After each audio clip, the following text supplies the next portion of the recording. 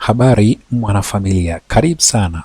Leo tumekuandalia darasa fupi kuhusu namna ya kutafuta jumla ama toto ya alama, huenda ni matokeo ama taarifa za research ama data mbalimbali.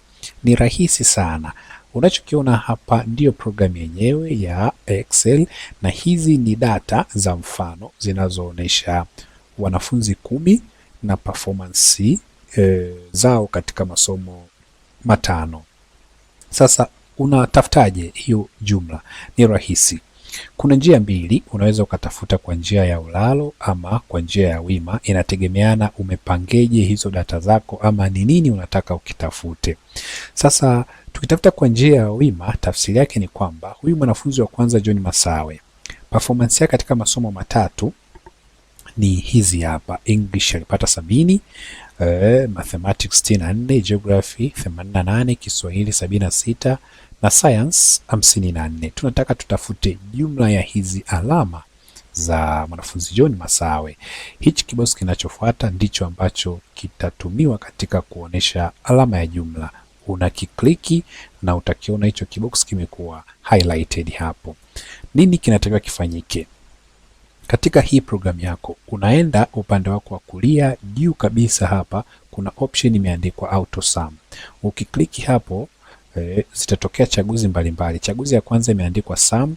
Ukikliki hiyo, automatically utaona kanuni ya kutafuta jumla itajitokeza, yani programu yenyewe automatically itakuonesha hiyo kanuni. Sasa namna ya kuisoma hii kanuni, hili ni darasa lingine, lakini tutaelezana hapo baadaye. Lakini kwa ufupi tu, nini maana yake? Sum maana yake jumla, kwenye mabano inaonesha taarifa zinazohusika katika kutafuta jumla.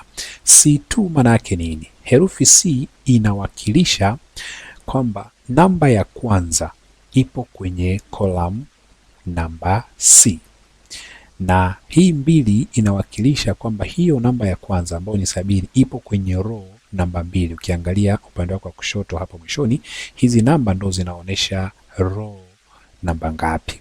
Hivyo hivyo G namba 2 inamaanisha kwamba namba ya mwisho katika, au namba ya mwisho inayohusika katika hili zoezi zima la kutafuta jumla ni ipi. Kwa hiyo namba ya mwisho iko katika column G na kwenye row ya pili kama unavyoona hapa.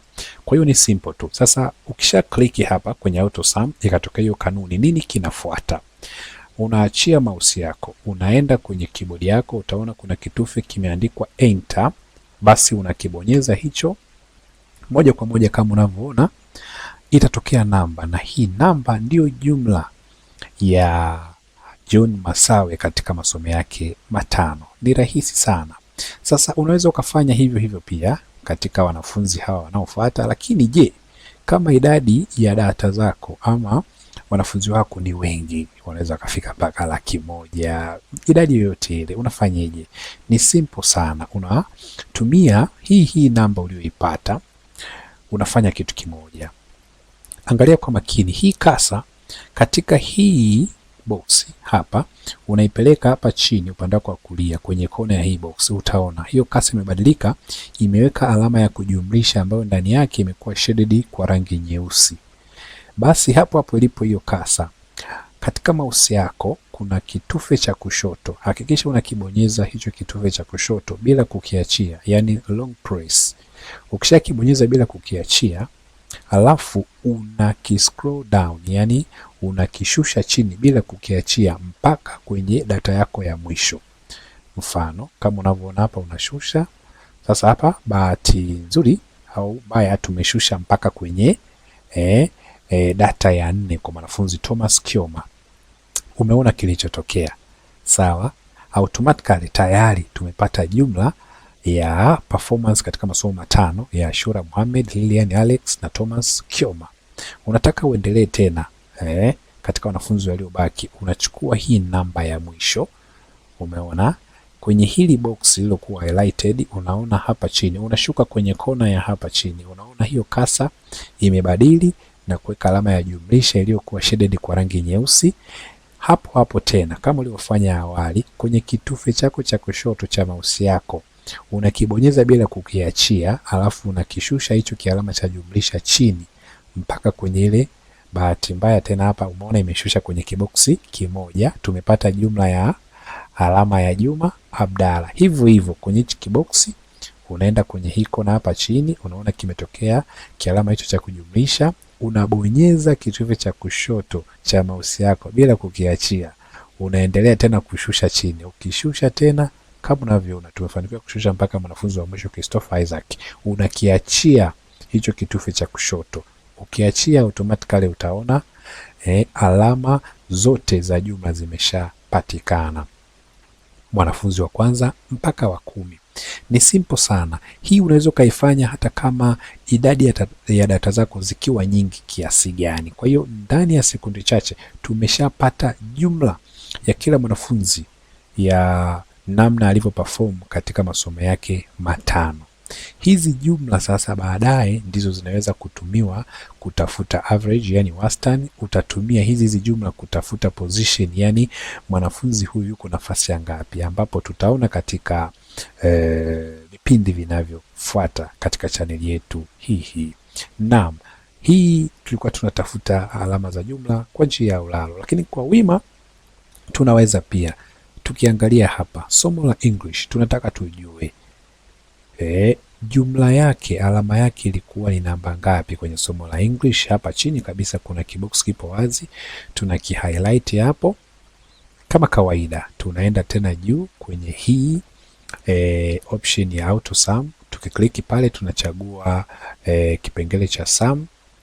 Umeona automatically kanuni imeshaandikwa. Kama nilivyokueleza awali, hizi herufi na namba zinasoma, yani zinaonyesha kwamba namba ya kwanza kuchaguliwa na namba ya mwisho, yani kwa maana ya kwamba hili zoezi la kutafuta jumla linaanzia kwenye namba 70 linaishia kwenye namba 74. Kwa hiyo unaweza ukaanzia kwenye namba 70 ukaishia kwenye namba 80, ni uchaguzi wako. Baadaye tutafundishana namna ya kuandika formula moja kwa moja hata bila kutumia auto sum. Yani kwa mfano mtu anaweza akatafuta toke, mimi nataka tu nitafute jumla kuanzia namba 56 mpaka namba 90. Ni rahisi sana, lakini kwa leo tunatafuta idadi ya jumla, na ndio maana tumetumia tu hichi kipengele cha auto sum. Automatic ikatupa hii kanuni. Kwa hiyo C2 inamaanisha namba ya kwanza 70 ipo kwenye column namba C, lakini ipo kwenye row namba 2. Na hii C11 inamaanisha namba ya mwisho hii 74 ipo kwenye column namba C na kwenye row namba 11. Basi ukishafikia stage hii unaiacha mouse yako, unaenda kwenye keyboard, unaangalia kitufe kimeandikwa enter, unakibonyeza hicho. Wow, kama unavyoona tayari jumla tumeshaipata ni 722. Kwa hiyo jumla ya alama katika somo la English performance yake ni 722. Unapateje jumla katika masomo mengine? Ni rahisi, usihangaike. Unatumia jumla hii 722 kupata jumla katika masomo mengine kama ilivyo ada. Hii kasa unayoiona, unaenda kwenye kona hii ya chini kulia kushoto hapa. Hii kasa imebadilika tayari, imeweka alama ya kujumlisha ambayo ndani yake imekuwa shaded kwa rangi nyeusi. Hakikisha ni alama hii hapa ya kujumlisha, maana ukichezesha itatokea alama ya tofauti kama unavyoona, lakini unarudi hapa, umeona tumeipata hiyo alama ya kujumlisha ambayo imekuwa shaded kwa rangi nyeusi. Sasa hapa unataka utafute jumla katika masomo mengine. Hii kasa, hii alama ya kujumlisha unaisogeza upande wako wa kulia ambapo zinapatikana au vinapatikana vyumba vingine. Kama unavyoona hapa, nikisogeza vyumba vingine vimekuwa highlighted mpaka cha mwisho hapa.